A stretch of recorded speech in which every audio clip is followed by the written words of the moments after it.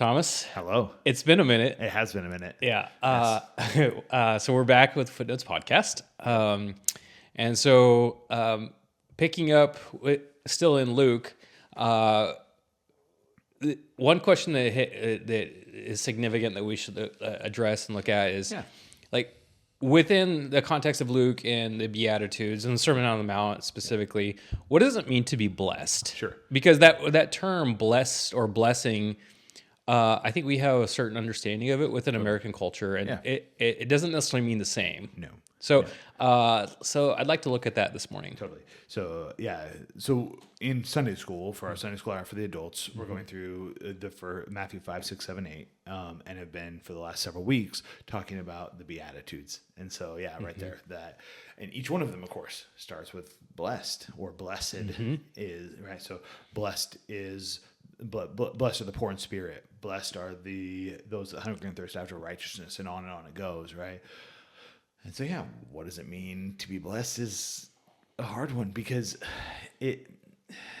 so to talk about what it means to be blessed, the word blessed is really hard to pin down. Okay. So when we think of blessed, we think of given something. And usually there's a theological undertone, right? So given something by God, right? Or if we are talking about like we're blessing God, that's not something we would say as often, but it's a word that's used in the Bible. That phrase kind of is used in the Bible. And so then we would talk about like us giving to God something like glory, honor, praise, and that is us extolling or giving him what we can, right? Okay. Not that we have added any value to him, but that we've acknowledged his goodness, right? Okay. But the word blessed in Matthew 5, used over and over again, is not the theological undertones, blessed by God, given something good by God. That's not what that word is, which is why again, it's just a hard word to pin down.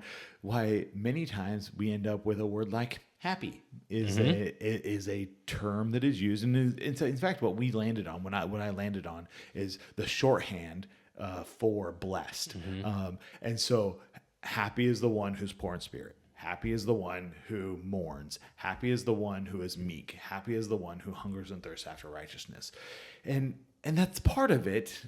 But it's not all of it. And so this episode, I hope we're going to be able to dig in and get a better understanding of the word. And we'll still use the word happy because that's what we got. Do you think it's fair to say that like it, like we associate happiness with blessing because many times we have feelings of happiness when we are blessed? Yeah, but that isn't all the time. It doesn't encompass all the things, all the blessings of God. Like sometimes burdens can be a blessing as well. Totally. And those aren't always happy. Right, certainly. Right. Yeah. So I think this is actually that's helpful, because this is actually the point, is that when we use the word blessing, right, even if it's something bad that is a blessing, we think about it as something good for us, right? It's not what the word means. Like, it's a different word. And so there are there is a Greek word that could be translated, could be used, and it is translated in the New Testament as blessed or blessing. And it has that idea of like, this is a good thing, right? This good thing that is happening. And often even that theological undertone, this is a good thing from God, right? And so there is that, but that's not this word. And that's why this is hard, is because it's translated the same way. Because it's really hard to like pin down what does this actually mean, especially in one word. So we talk about happy. Another idea that could be talked about that is included in the definition of this word, the Greek word is markyrios. Markyrios. I'm butchering that, I'm sure, because but it means happy. It means lucky or fortunate. Interesting. Yeah, which is a bummer. So again, just thinking about that, like happy is the one who is poor in spirit. Fortunate is the one that mourns, right? And it's like, okay, but that doesn't, like, fortunate, that there's something about that makes sense, but also also it doesn't include the idea of lucky. Like, so there's this weird, like, it is fortune, but it's not luck. And how does that work? It is happy, but it's not based on circumstances, right? It is, and so you're like back and forth about it, and this is why it's so hard, right? It's hard to talk about. The word joy, the word happy would a better word to be replaced with that would it be joy? No, because that has more to do with psychological, and it has nothing to do. This is what you are. Okay. It isn't about what you feel. Okay. Right. And so so again, like we're digging through this. Okay. So I think I have some. I think we have identified the problem. I feel like this is gonna be a hard episode to understand for me, because I'm trying to wrap my mind around all the words that I would associate with these things. Yep. And it's just like I'm coming up short. Yeah. So here's one. To wish someone, to acknowledge that someone is markyrios, right? That's the word. To acknowledge that someone is markyrios is like saying congratulations. Okay. Okay. So that's a piece of an idea that like kind of helps maybe shift our understanding just a little bit. So it's like saying congratulations. It's like saying it's like giving commendations. Like so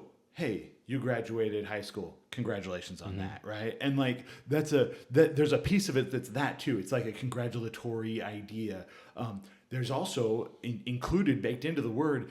It can include this idea of like envy. Like, I wish I was like that. That's an interesting thing, because congratulations has more related to like the things that you've accomplished, right? Versus envy, where it's sort of the opposite of that, right? So if I wished somebody markyrios, right? I'm saying, wow, look at what you have. I wish I had that. Right? There's a little bit of that going on, which then so that kind of does make sense in our brain about like, oh man, you're so lucky, right? Like in that kind of a context, that there's a place on our shelf for that. Our kids say that, right? And you're like, you lucky, right? Like, I can't believe you got that. You know, whatever the newest video game systems or whatever, right? Like, oh man. And like, there's an envy there. I wish I had that, but you do. And that's so cool for you. Right. And so there's that. Okay. So fortune is close to that. That's kind of the congratulations is a piece of that, but it also like, it's not, it's not congratulations that you're mourning is kind of a weird, congratulations to the one that mourns, right? That's a little weird, right? Also, but so too is happy. Happy is the one that mourns. That doesn't feel quite right. And again, that has some of that, like the psychological subjective connotations with happy that comes into play there that we don't like. And so that's a problem. So one guy said that he really liked the Australian phrase "good on ya" for this kind of a concept. So he goes, if I was translating this into a Bible that was being used in Australia, that's what I would use there. Is instead of blessed, I'd say "good on ya" for being poor in spirit. Good on you for like, and so you kind of, again, we get a little bit of an idea there. Somebody else said this, that there's a traditional Welsh phrase that they would use if they were translating this in Welsh, and I'm not even going to try to pronounce it in Welsh, right? But a very literal English translation would be white is their world. Okay, and the phrasing on that is weird, but the idea is that everything is good. Okay. Everything is good, right? Yeah. The whole world is good. Yeah. And again, we're like, so now we kind of start seeing the picture here. So when Jesus says, "Blessed are the poor in spirit," the whole world is good. Their whole world is good. Is there? So we have pictures, ideations of certain things, and like white or like is good. Is there an aspect of being clean within Jesus, the blood of Jesus, and all those things? Is that part of it? No, not for that. Not for that. That's literally just a phrase. That is, it's an idiom that's used in Welsh, as I understand. This is what somebody said. This is an idiom used in Welsh words, in Welsh culture, that would have been that is an appropriate approximation of the word. And here's the problem: is we just don't really have that kind of an approximation in English. We don't have that kind of an idiom that stands in that place that is like that is essentially here it is. If we could boil it all away, it's happiness, yes, profoundly so. Not based on our circumstances, obviously. Else mourning would be hard. So it is happiness, but not reduced to only happiness, right? It's not only happiness. Somebody said it's happiness that's approved by God. That's somebody said it that way. Lloyd Jones said the blessed are the only people who are truly happy. He said it like that. Essentially, if we back it all up, the equivalent Hebrew word, right? So the equivalent Hebrew word is used a couple of different times, a bunch of different times in the Old Testament, but one of them is in Psalm 1. Blessed is the man, and then it goes into that walketh not with the ungodly, that sitteth not in the that standeth not with the sinner, and sitteth not in the seat of the scornful. Right. So blessed is that one. That one is like a tree planted by the water, right? And brings forth fruit in their season. Fortune has a significant where a tree is planted. It could be an interesting idea. So the one that is blessed doesn't live like this, and instead is fruitful, right? And so that one is, we would say, wow, they're blessed. And it's not that they have every good thing, right? But they're fortunate. They're lucky. No, they're happy, right? Sure. They have a good life. They're living the good life, right? So Psalm 2 that's Psalm 1. Psalm 2 has describes a world at war and all of these things that are falling apart, and there's these conflicts that are going all over the place, and then there's the king that comes. It's Jesus, right? And the people that live under his rule are blessed. Same word, same equivalency, right? And it's somebody on the outside could look at that and say, wow, those guys living underneath they're living the good life. Everyone else thinks they are, but these are the ones that actually are. Okay. So it's used a bunch of other times in other places, but probably the most vivid example or easiest to see example, here comes the Queen of Sheba down to Solomon's kingdom, or up to Solomon's kingdom. And she comes up, she spends time, she's talking to Solomon, she has all of her questions. Solomon answers all of those. She goes and tours the city, right? Sees where everybody's living, how everybody's going. And her words, to be a servant in your kingdom is blessed, right? How fortunate are all these people that they live under your rule?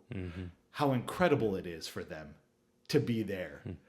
How happy all of these people are that they live underneath your rule with the kind of blessings that come from that, with the kind of with the riches that come, with the gold that comes, with the wisdom that comes, all of this that happens, and it's a blessed thing to be your servant. Interesting. Yeah. Okay.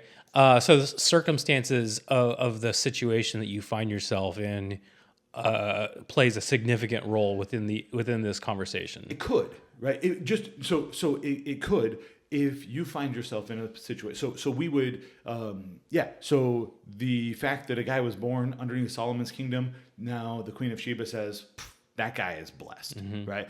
But it's also one who doesn't walk with ungodliness, right? That person is blessed, and that has nothing to do with their circumstances. That has to do with personal their life choices, yeah. Right? Their character, yeah. That, right? So does deciding that Jesus is king. That's a choice that's made and a decision that's lived out.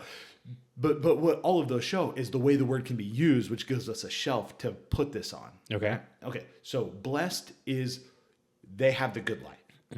And it's me looking at someone else saying they're blessed. I wouldn't look at me and say that, right? Like, sure. I would look at them and say, wow, their life is they have the good one. They are definitely happy. Like even if they don't recognize it yet, like they're happy, right? So for today, right, in our day and time, again, we already said this, but like if if your son gets a new video game system, my son comes over, dude, you are so lucky. You are so fortunate. You're living the good life. They wouldn't say it like that, Sure. right? But what they're saying is, dude, you're so blessed. Yeah. Right? That's what they're saying. Right? Somebody comes, they're from Illinois, and they come to Albany for the first time. And they fly into Eugene, and we drive up Highway 99, and they're looking at the mountains on the left side, right? And how amazing those Cascade Mountains are over there, and then or the coastal ranges over there. Sure. And then they look over on the other side, and you can see in the distance the Cascade Mountains on the right, and the fields that are there. And they go, dude, we don't have this kind of stuff where I'm from. Sure. Right? And what they're saying is, you're so blessed. You take somebody who has never seen a waterfall, and you take them, the 4 minutes it takes to get to McDowell Creek. Sure. And you're like, and they go, wow, it's crazy that you get to live here. Yeah. Right? And what they're saying is, the different words, the expression is, blessed are you that live 1 hour from waterfalls like this. That's, yeah. Blessed are you that live 1 hour from Newport and can go see the ocean like that, and 1 hour from mountains that you can hike, right? But blessed are you that have fields of grass growing like this. Blessed are you that have green all around you like that. No one's saying it like that. Sure, absolutely, yeah, no. But we Okay. get the idea, right? So then take that same kind of feeling that we acknowledge we're seeing, and now Jesus says, blessed are you that are poor in spirit. Okay? If you have the characteristic, if you can see that when you stand before God and you bring nothing to the table, that's where real life is. That's where the good life is. That's where people look and go, oh my goodness, to be you. And it has nothing to do with what you do. It has everything to do with who we are, the characteristics that we're supposed to manifest as a child of God. Blessed are you that mourn. Hey, wait a second, I don't know about this. No. If we see who we are before God, and we recognize the sin that is in us, then there's a comfort that comes because of repentance that happens, and the forgiveness of God that is in our life, and the truth and the fact that one day we will be without that sin. And that's a good life.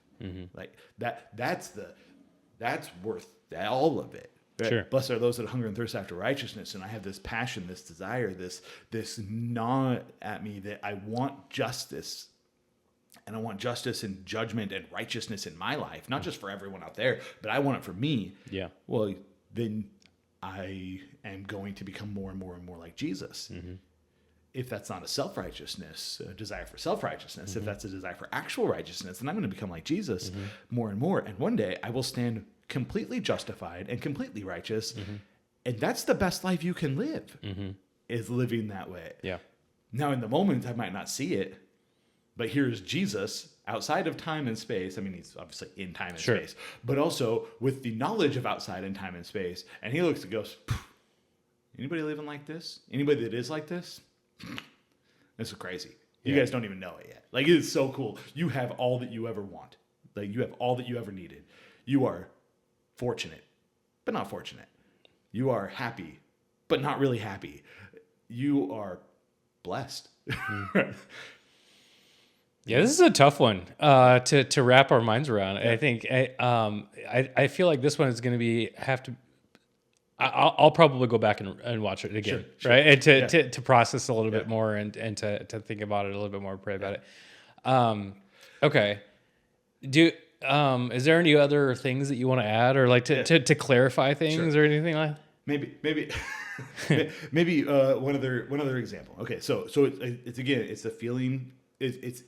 We're beginning to feel the right thing when we understand, when we've had those interactions with people and we look at their life and we go, wow, look at how good you have it, right? Look at how good it is. It is so good to be you, right? And maybe that's a phrase that I've heard old people say to me, right? You don't know how good you have it, right? And like we say it almost scoffingly at, little people, like, yeah, you don't know how. Remember back in the day when we didn't have internet and like cell phones or those and all of that stuff, right? And like we say that to teenagers or whatever, and like you don't even know how good you have it, because what we're saying is blessed are those that have access to their cell phone. I mean, that's what we're saying, even if that's a silly thing to say, right? Like, but blessed are those that have access to the kind of convenience that you have here, right? And that's the mindset that is at play there, right? So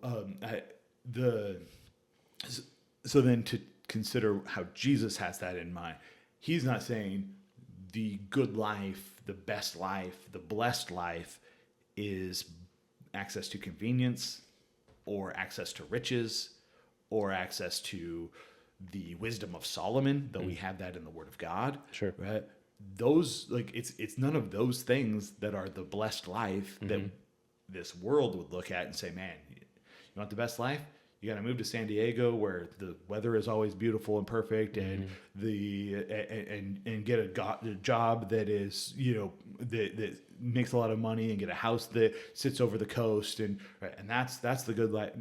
Jesus says, no, it's none of that. It's having character like I am giving you. It's having character that should be manifest in all of us as believers, that we are poor in spirit, that we mourn, that we are meek, that we hunger and thirst after righteousness, that we are merciful, and right down the list we go. Right? This is where the good life is. This is where Jesus, who is God over all, would say, that's where blessing is. That's the good life, not the money, not the perfect family or situation or car or house or whatever. The good life is the character that comes from knowing him. Yeah. I think to understand some of these things and how this word blessed is relatable, or like it relates to the Beatitudes. Yeah. In part, we probably should break down the different Beatitudes, like blessed are the meek. Sure. Well, what does that word mean? Because in American culture, it means weakness and or at least this is what it's thought of, right? Yes. And blessed are the poor in spirit. Well, what does that mean? Yeah, right. And I know you've talked about it in different sermons before, but that probably would help a lot within this understanding of this word blessed. Yeah. So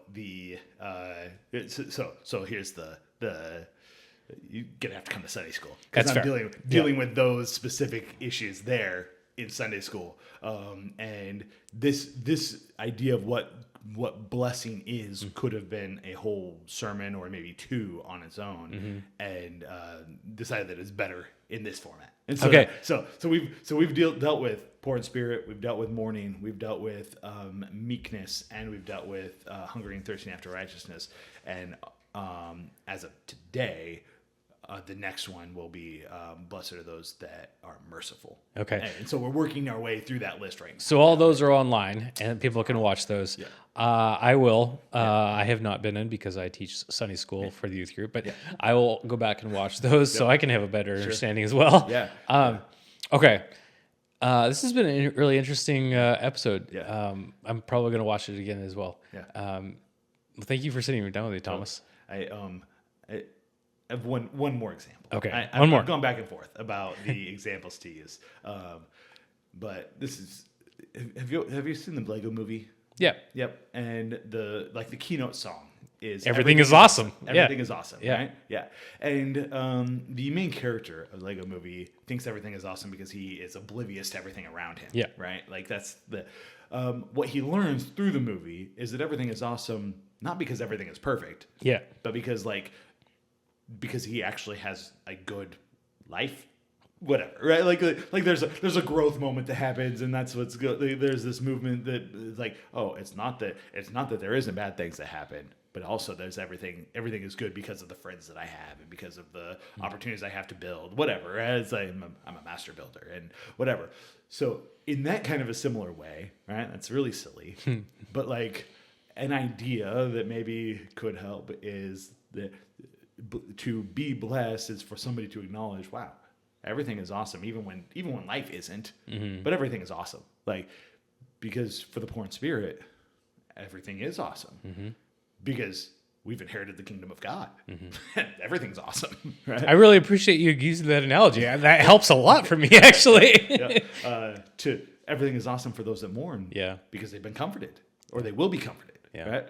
Everything's awesome for people, and so I've this week have decided that that's my favorite interpretation. Everything is awesome. Everything is awesome. That's awesome. It's probably not perfect, but I think it's really close. Maybe for the English language and how it fails us so many times, maybe it is the best. You know, I don't know. Yes, yeah. I do think I'd probably squint with a translation of the Bible that said everything is awesome for those who are poor in spirit. I think I'd probably squint there. Maybe. Blessed fits a little better in that phrase. Yeah. So there you go. Yep. Well, this has been good. So we have covered the meaning of the word blessed in the Sermon on the Mount and Luke. Yep. Next, we're going to be coming and looking at what's that? It's Matthew. Sorry, Matthew. I've been studying Luke. Yep. So in Matthew. So on the next episode, we're going to be talking about the Father as the crucified Jesus. Yes. You don't often hear Jesus referred to as the Father. He's the Son. Yeah.